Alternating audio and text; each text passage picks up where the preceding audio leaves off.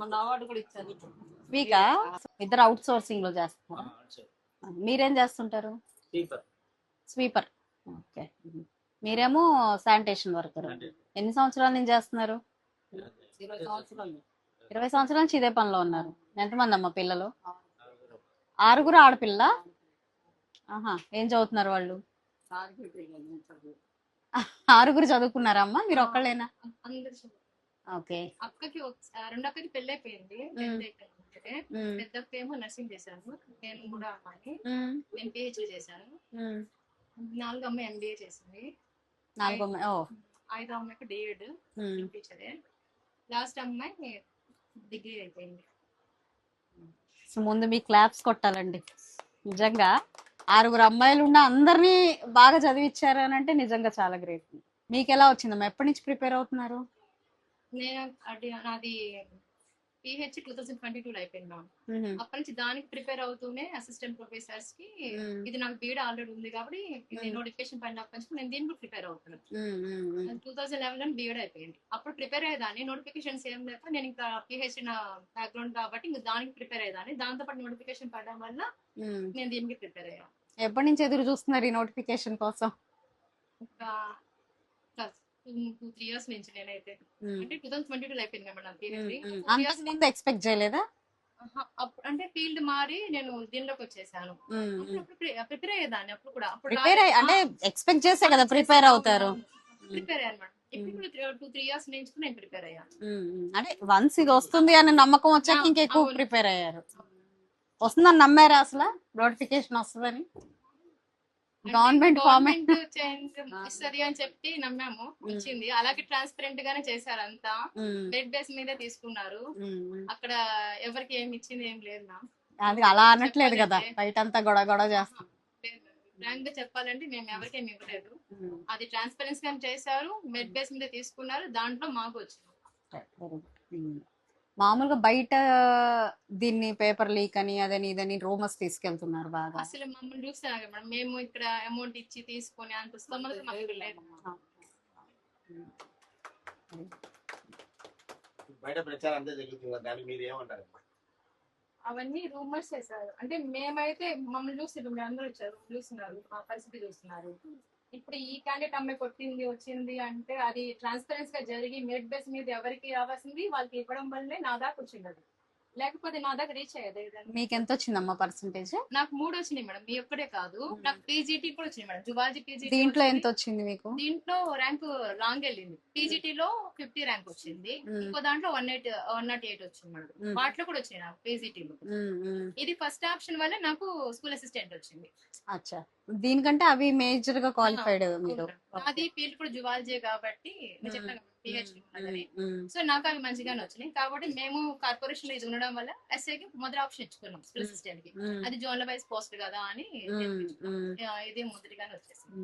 ఇప్పుడు ఒక్కసారి ఇదంతా కాదు, వాళ్ళు చెప్తుంది ఇట్లా బురద చల్లుతున్నారు, దీనివల్ల మీకు ఏమన్నా అంటే మీరు ఫస్ట్ ఫీలింగ్ ఏమొచ్చింది మీకు?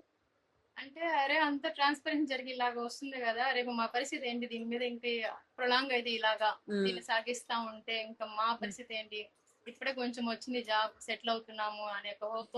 నాలాంటి చాలా మంది ఉంటారు వాళ్ళు ఆస్పిరెంట్స్ గా వచ్చి దీంట్లో సెటిల్ అయిన చాలా మంది ఉంటారు. ఇప్పుడు వాళ్ళందరూ కూడాను మనస్తాపానికి గురయ్యి స్ట్రెస్ ఫీల్ అవుతూ ఏంటి ఇప్పుడు హ్యాపీగా ఉద్యోగాలు చేసుకున్నాము, కష్టపడ్డాము, కోచింగ్స్ తీసుకున్నాము, అపోసపో చేసుకుని అన్ని చేసుకున్నారు, సెంటర్స్ కి కూర్చొని. మేమన్నా 3 years అని చెప్తున్నాం మేడం. నాకు తెలిసిన మధ్య 5-6 years ప్రిపేర్ అవుతూ చాలా మంది అవన్నీ గంటలు కోచింగ్ తీసుకుంటారు. అదే చాలా మంది కష్టపడి చదివిన వాళ్ళు మేడం అందరూ. మీ బ్యాచ్ లో వచ్చిందా వాళ్ళకి అట్లా? వచ్చింది. బాగా కష్టపడి చదువుకున్న వాళ్ళకి వచ్చాయా? అందరు కష్టపడి చదివే వాళ్ళే ఉన్నారు, తెలిసిన వాళ్ళే. వీళ్ళు ఈ కొంతమంది హడావిడి చేస్తున్నప్పటి నుంచి మీరు మీ ఫ్రెండ్స్ తో గానీ వాళ్ళతో వచ్చిన వాళ్ళతో మాట్లాడుతున్నారా? 2025 డిఎస్సి వాళ్ళు స్ట్రెస్ గా ఫీల్ అవుతున్నారు. రూమర్స్ వచ్చినప్పటి నుంచి ఏం జరుగుతుంది అసలు ఏంటి, మనం మంచిగా చదువుకొని వచ్చాం, మెరిట్ బేస్ మీద అన్ని జరుగుతుంది, ట్రాన్స్పరెన్సీ గా జరిగింది కదా సెలక్షన్ మొత్తము, ఇప్పుడు అసలు ఇదేంటి, రేపు ఏమవుతుంది అనే వాళ్ళలో కూడా కొంచెం మనస్తాపానికి గురవుతున్నారు మా వాళ్ళు. మీకు ఎలా ఉందమ్మా? మీకు అసలు ఇట్లా ఇది కాదు, ఇది సరిగ్గా రేపు ఉద్యోగం రాదు అని అనిపించింది అనుకోండి, మీకేమనిపిస్తుంది? 6 ఆడపిల్లలు ఉన్నారు, ఆ అమ్మాయి చక్కగా సెటిల్ అవుతుందని ఆనందంలో ఉన్నారు, ఈ టైంలో బయట ఇలాగా మాట్లాడుతున్నారు కదా, మీరేమనుకుంటున్నారు దీనివల్ల? మీకు చక్కగా ఈ అమ్మాయికి వస్తే ఉద్యోగం వస్తే లైఫ్ మారిపోతుందనే ఆశ అయితే ఉండేది కదా ఖచ్చితంగా ఎవరికైనా. మగపిల్లలు అసలు లేరమ్మా? వాళ్ళ కోసమే ఓకే. ఉన్నమ్మ నరకం నుంచి రక్షించడానికి బాబు కావాలని. అవును. సో అదే బయట జరుగుతున్న హడావిడికి మీకు అసలు ఎలాగా మీ మనసులో ఎలా తీసుకుంటున్నారు ఏంటా అని చెప్పి నాకు ఒక టెన్షన్ గానే ఉంది మేడం అందరికి, నా తోటి వాళ్ళకి కూడాను. ఏంటి ఇప్పుడే మేము కొంచెం ఉద్యోగాలు వచ్చినాయి, హ్యాపీగా ఉన్నాము, ఇప్పుడు ఇలాగా వచ్చి మళ్ళీ విని తీసేస్తారు అలా అంటే ఇంకా వాళ్ళ లైఫ్ ఏమైపోవాలి, మాకేం లేదు కదా. దాన్ని నమ్ముకున్నారు కూడా చాలా మంది.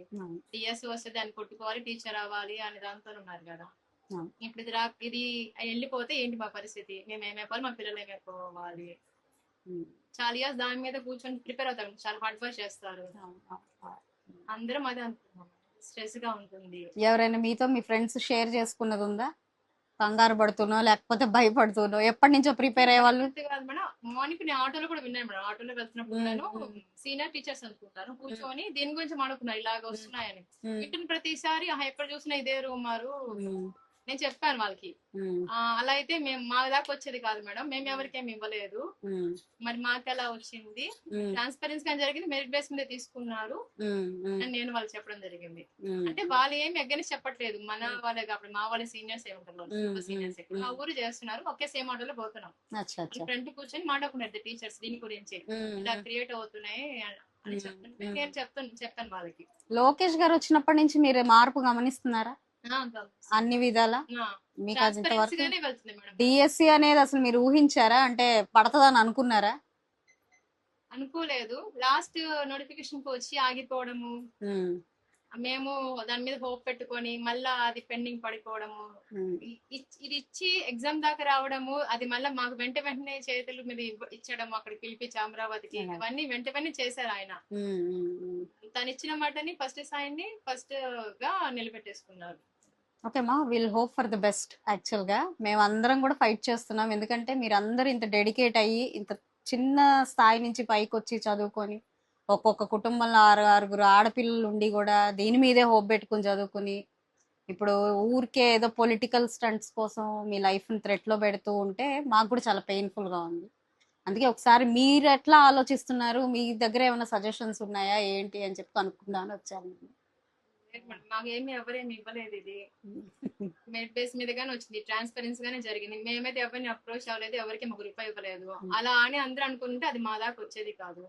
లోకేష్ గారి ఆధ్వర్యంలో ట్రాన్స్పరెంట్ గానే జరిగింది, జరుగుతుంది.